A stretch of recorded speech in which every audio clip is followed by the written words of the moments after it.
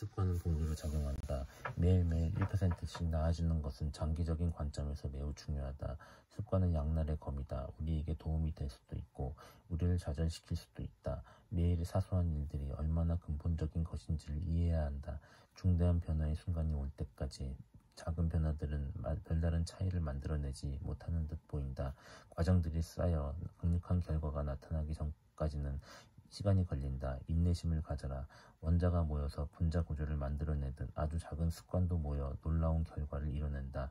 더 나은 결과를 바란다면 목표를 세우는 것은 잊어라. 대신 시스템에 집중하라. 목표를 높이지 마라. 시스템의 수준을 낮춰라. 정체성, 사람을 움직이는 가장 큰 비밀.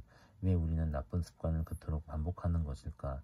왜 좋은 습관은 세우기 그토록 어려운 것일까? 내년 이맘때 우리는 오늘보다 더 나은 뭔가를 하고 있기보다 예전 습관대로 똑같은 일을 하고 있을 확률이 높다.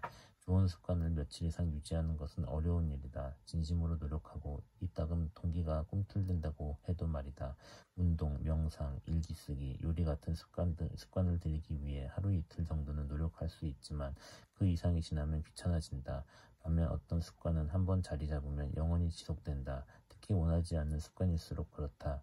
정크푸드를 먹는다든지 텔레비전을 지나치게 오래 본다든지 일을 자꾸 미룬다든지 담배를 피운다든지 등 건강하지 않은 습관은 벗어나기 불가능하다 하게 느껴진다. 습관을 바꾸기가 어려운 것은 두 가지 이유 때문이다. 첫째, 변화시키고자 하는 대상이 잘못되었다. 둘째, 변화의 방식이 잘못되었다. 이 챕터에서는 첫 번째 에 대해 이야기할 것이다. 우리의 첫 번째 실수는 변화시키고자 하는 대상을 잘못 골랐다는 데 있다. 이 말을 이해하려면 변화가 일어날 수 있는 수준이 마치 양파 껍질처럼 여러 단계, 즉 위 그림에서 보듯이 세 개의 층으로 이루어져 있음을 알아야 한다. 결과, 과정, 정체성, 행동 변화의 세 단계. 행동의 변화는 결과 변화, 과정 변화, 정체성 변화까지 세 개의 층으로 이루어져 있다. 첫 번째 층은 결과를 변화시키는 것이다. 살을 뺀다거나 색을 낸다거나 챔피언십을 따낸다거나 하는 것이다. 우리가 세운 목표 대부분은 이 단계와 연관되어 있다.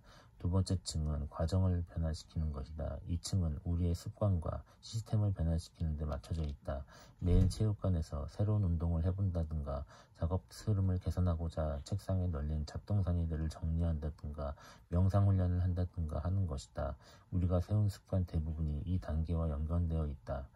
가장 안쪽의 세 번째 층은 정체성을 변화시키는 것이다. 이 층은 우리의 믿음을 변화시키는 데 맞춰져 있다. 세계관, 자아상, 자신과 타인에 대한 판단 같은 것들이다. 우리가 가지고 있는 믿음, 가설, 편견들 대부분이 이 단계와 연결되어 있다. 결과는 우리가 얻어낸 것이며 과정은 우리가 해나가는 것이다. 그리고 정체성은 우리가 믿고 있는 것이다. 꾸준히 유지될 습관, 1%의 개선을 위한 시스템을 세우려고 할 때 이 세 단계 중 더 낫거나 더 못한 어느 한 단계는 존재하지 않는다. 변화의 단계 모두가 각각의 방식으로 유용하다. 문제는 변화의 방향에 있다. 많은 사람이 자신이 얻고자 하는 것에 초점을 맞춰 습관을 변화시키려고 한다. 그러나 이런 태도는 결과 중심의 습관을 형성한다.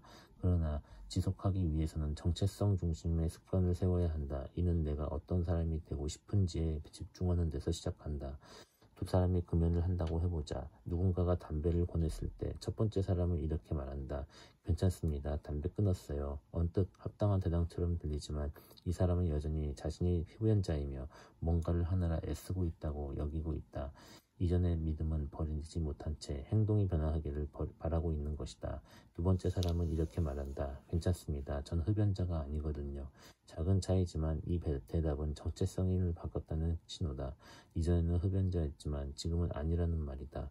이런 사람들은 더 이상 자신을 흡연자와 동일시하지 않는다. 우리는 뭔가를 개선하고자 할 때 정체성 변화를 생각하지 않는다. 그저 이렇게 생각할 뿐이다.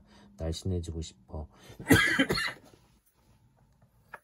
결과, 이번 다이어트를 계속하면 날씬해질 거야. 과정, 목표를 정하고 그 목표를 이루기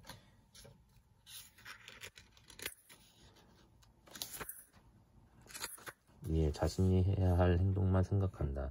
자신을 움직이게 하는 믿음에 대해서는 생각하지 않는다. 스스로를 바라보는 방식을 바꾸지 않고는 아무것도 변하지 않음을 깨닫지 못한다. 결과 중심의 습관, 정체성 중심의 습관. 결과 중심의 습관은 내가 얻고자 하는 것에 초점을 맞춘다. 정체성 중심의 습관은 내가 어떤 사람이 되고 싶으냐에 초점을 맞춘다.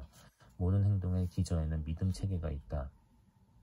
사회 시스템을 예로 들면 민주주의 체제는 자유, 다수결의 원칙, 사회적 평등과 같은 믿음을 기초로 세워진다.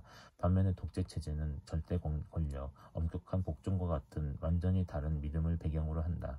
민주주의 체제에서는 더 많은 사람이 투표하게 만들 방법들을 생각할 수 있지만 독재 체제에서는 이런 행동 변화를 일으키는 생각을 하지 않는다.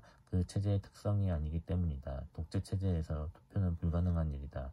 이는 사람이나 조직, 사회, 토론 등에서도 마찬가지로 적용된다. 어떤 시스템 또는 어떤 습관의 기저에는 일련의 믿음과 가정들로 이루어진 정체성이 깔려있다. 나에게 적합하지 않은 행동은 오래 유지되지 않는다. 돈을 많이 벌지만 내가 버는 것보다 쓰는 걸 더 잘하는 사람이라면 계속 돈을 쓰는 쪽으로 이끌릴 것이다. 더 건강해지고 싶은데 뭔가를 성취하는 것보다 편안함을 우선시하는 사람이라면 운동보다는 쉬는 쪽으로 이끌릴 것이다. 근본적인 믿음이 변화하지 않는다면 습관을 바꾸기란 무척이나 어렵다. 새로운 목표와 계획을 세웠지만 자신이 어떤 사람인지 변화하지 않았다면 말이다.